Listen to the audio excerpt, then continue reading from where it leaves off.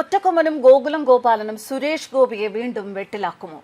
Doctor ഭാർഗവറാമിന്റെ ഒരു പോസ്റ്റിലുള്ള സംശയമാണിത്. അദ്ദേഹം രണ്ട് ചിത്രങ്ങൾ അദ്ദേഹത്തിന്റെ പോസ്റ്റിനൊപ്പം പങ്കുവച്ചിട്ടുണ്ട്. കഴിഞ്ഞ ദിവസം രാത്രി 10:23 ഇന്ന് രാവിലെ 7:03 വന്ന രണ്ട് വാർത്തകൾ. ഏഷ്യാനെറ്റ് ഓൺലൈനിൽ ക്യാമറയ്ക്ക് മുന്നിൽ മാസായി സുരേഷ് ഗോപി. ഒറ്റക്കൊമ്പൻ പുനരാരംഭിച്ചു. ഗോകുലവും സുരേഷ് ഗോപി ഒരുമിച്ചുള്ള ചിത്രങ്ങൾ സഹിതമായിരുന്നു ആ വാർത്ത എന്ന് ഡോക്ടർ ഭാർഗവറാം കുറിക്കുന്നു.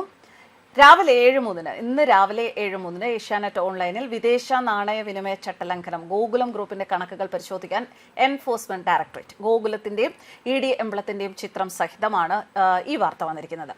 ഒപ്പം അദ്ദേഹം കുറിക്കുന്നു, അവിടെ മാങ്ങാപ്പറി, ഇവിടെ ചെളിക്കുത്ത്, മാങ്ങാപ്പറി ചെളിക്കുത്ത്, ചെളിക്കുത്ത് മാങ്ങാപ്പറി, നാടകം ഈ ഉലകം എന്നതൊക്കെ പണ്ടല്ലേ, ഇപ്പോൾ സിനിമ ഈ ഉലകം. ഇങ്ങനെ സുരേഷ് ഗോപിയെ വിമർശിച്ച് അദ്ദേഹം ഒരു ഫേസ്ബുക്ക് കുറിപ്പ് എഴുതിയിരിക്കുകയാണ്. അത് പൂർണ്ണമായും ഒരു വിമർശനം എന്ന് പറയാൻ സാധ്യമല്ല. പലരിടത്തും പൊതുസമൂഹത്തിലുള്ള ജനങ്ങൾക്ക് മനസ്സിൽ തോന്നുന്ന സംശയം ഡോക്ടർ ഭാർഗവറാം തൻ്റെ ഫേസ്ബുക്ക് കുറിപ്പിലൂടെ പങ്കുവച്ചിരിക്കുകയാണ് എന്ന് വേണം പറയാൻ. പലർക്കും ഈ രണ്ട് ചിത്രങ്ങൾ ഏഷ്യാനെറ്റ് ഓൺലൈൻ കാണുന്ന പ്രേക്ഷകർക്ക് ഈ രണ്ട് ചിത്രങ്ങൾ കാണുമ്പോൾ ഇത് തമ്മിൽ പരസ്പരം എന്തെങ്കിലും ബന്ധമുണ്ടോ?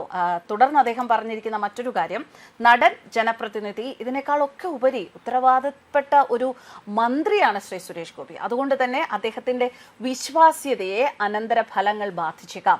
ഗോകുലത്തിനെതിരെയുള്ള നീക്കം അവസാനിക്കുമ്പോൾ കേസൊതുക്കിയതിൽ മന്ത്രിയുടെ ഇടപെടൽ എന്ന ആരോപണം കേട്ടേക്കാം. തൊഴിൽ ദാതാവിനോട് നന്ദി കാണിച്ച മന്ത്രി എന്ന പഴിയും വന്നേക്കാം.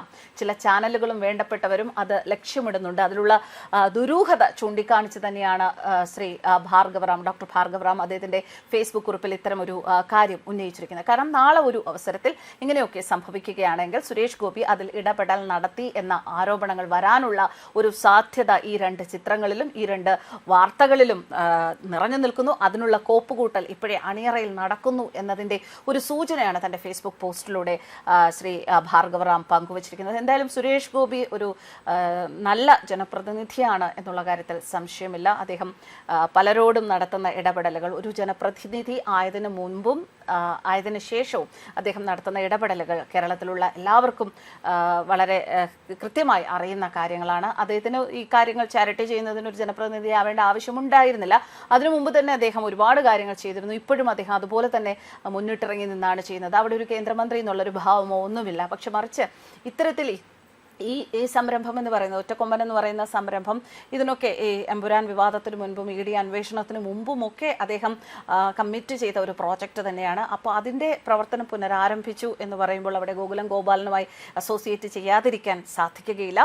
പക്ഷേ ആ അവസരത്തിൽ തന്നെ ഒരേ സമയത്ത് സമാന്തരമായി EDയുടെ അന്വേഷണം നടക്കുമ്പോൾ ഒരു കേന്ദ്രമന്ത്രി എന്നുള്ള നിലയിൽ അത് പിന്നീട് തെറ്റായി വ്യാഖ്യാനിക്കപ്പെട്ടേക്കാം, അല്ലെങ്കിൽ അവിടെ ഒരു ഇൻഫ്ലുവൻസ് ഉണ്ടായി എന്ന് വ്യാഖ്യാനിക്കപ്പെട്ടേക്കാം. ആ ദുരൂഹതയാണ്, ആ സൂചനയാണ് ഡോക്ടർ ഭാർഗവറാം ചൂണ്ടിക്കാണിക്കുന്നത്. എന്തായാലും ഒറ്റക്കൊമ്പനും ഗോകുലം ഗോപാലനും സുരേഷ് ഗോപിയെ വീണ്ടും കുഴിയിൽ ചാടിക്കുമോ എന്നതാണ് ഡോക്ടർ ഭാർഗവറാം തന്റെ സംശയമായി ഉന്നയിച്ചിരിക്കുന്നത്. നിരവധി അഭിപ്രായങ്ങൾ ഇതിനെതിരെയും ഇതിനെ അനുകൂലിച്ചും ഇതിനെ പ്രതികൂലിച്ചും, അദ്ദേഹം ഒരു നടനല്ലേ, കമ്മിറ്റ് ചെയ്ത പ്രോജക്റ്റല്ലേ, അദ്ദേഹത്തിന് അത് ചെയ്യാതിരിക്കാൻ സാധിക്കുമോ, അദ്ദേഹം ഇനി അഭിനയിക്കേണ്ട എന്നാണോ അങ്ങ് പറയുന്നത് എന്നുള്ള രീതിയിലുള്ള വിമർശനങ്ങളുമുണ്ട്. അല്ല, ഈ പറയുന്നതിൽ കാര്യമുണ്ട് എന്ന് പറയുന്ന വ്യക്തികളും പൊതുസമൂഹത്തിലുണ്ട്. എന്തായാലും കാത്തിരുന്ന് കാണാം. ഇങ്ങനെ ഒരു ആരോപണം സുരേഷ് ഗോപിയുടെ മേൽ ഉന്നയിക്കുന്ന കാലം അതിവിദൂരമല്ല എന്ന് ചൂണ്ടിക്കാണിച്ചിരിക്കുകയാണ് ഡോക്ടർ ഭാർഗവറാം. News desk കർമാനോസ്.